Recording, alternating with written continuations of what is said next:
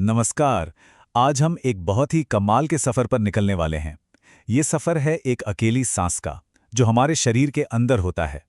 ये एक ऐसी चीज़ है जो हर पल, हर सेकंड होती रहती है, लेकिन हम शायद ही कभी इस पर सोचते हैं। तो क्या कभी ये ख्याल आया है कि जब हम बस यूं ही सांस लेते हैं तो हमारे शरीर के अंदर असल में होता क्या है? ये सिर्फ फेफड़ों में हवा भरने से कहीं ज्यादा है। ये एक बहुत ही कॉम्प्लेक्स और शानदार सिस्टम का हिस्सा है। तो चलिए शुरू करते हैं ये सफ़र। हम ऑक्सीजन के एक बहुत ही छोटे से पार्टिकल का पीछा करेंगे और देखेंगे कि वो हमारे शरीर में कहाँ-कहाँ से गुजरता है और क्या-क्या करता है। तो इस माइक्रोस्कोपिक एडवेंचर के लिए तैयार हो जाइए।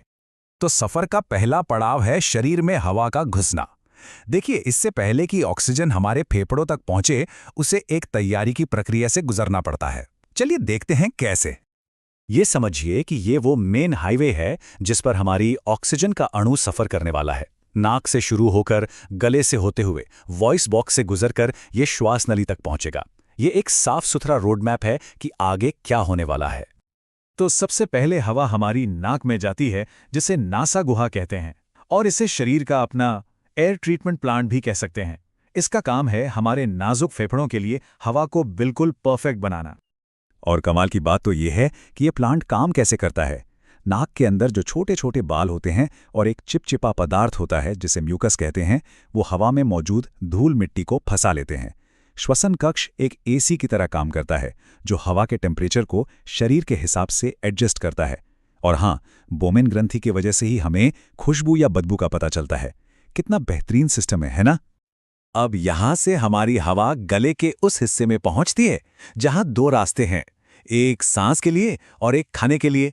और यहीं पर एपिग्लॉटिस एक ट्रैफिक पुलिस वाले की तरह काम करता है।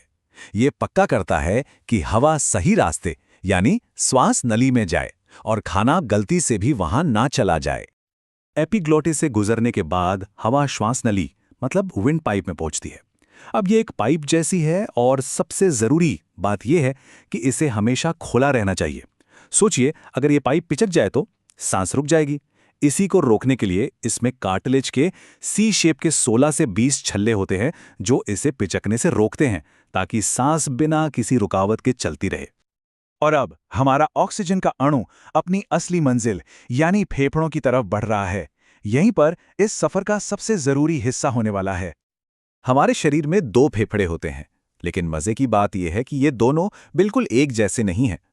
दायां फेफड़ा थोड़ा बड़ा और भारी होता है और उसमें 3 हिस्से होते हैं, जबकि बायां फेफड़ा थोड़ा छोटा और हल्का होता है और उसमें सिर्फ 2 ही हिस्से होते हैं। और ऐसा इसलिए है क्योंकि उसे हमारे दिल के लिए जगह बनानी पड़ती है। लेकिन ये फेफड़े खुद से तो काम नहीं करते हैं ना, तो फिर सांस अंदर बाहर जाती कैसे है?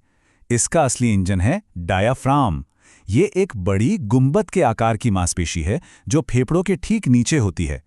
जब ये सिकुड़ती है तो हम सांस अंदर लेते हैं, और जब ये आराम करती है तो हम सांस बाहर छोड़ते हैं। एक बार फेफड़ों के अंदर पहुंचने के बाद श्वास नली एक पेड़ की तरह हजारों छोटी छोटी शाखाओं में बढ़ जाती है। इन्हें ब्रोंकाई और ब्रोंक्यूल्स कहते हैं। ये पूरा नेटवर्क पक्का करता है कि हवा फेफड़ों के हर कोने तक पहुंच सके। और अब हम पहुंचते हैं इस सफर के क्लाइमैक्स पर, वो पल जब हमारा ऑक्सीजन का अणु आखिरकार खून का हिस्सा बनने वाला है। ये इस पूरी कहानी का मेन इवेंट है।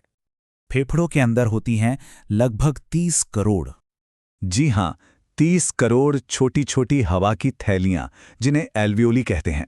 और सबसे हैरान करने वाली बात, अगर इन सबको एक साथ फैला दिया जाए तो ये एक पूरा टेनिस कोर्ट ढक सकती हैं। सोचिए, ये सब हमारे शरीर के अंदर है। तो ये एल्वियोली ही वो जगह है जहां असली अदला बदली होती है।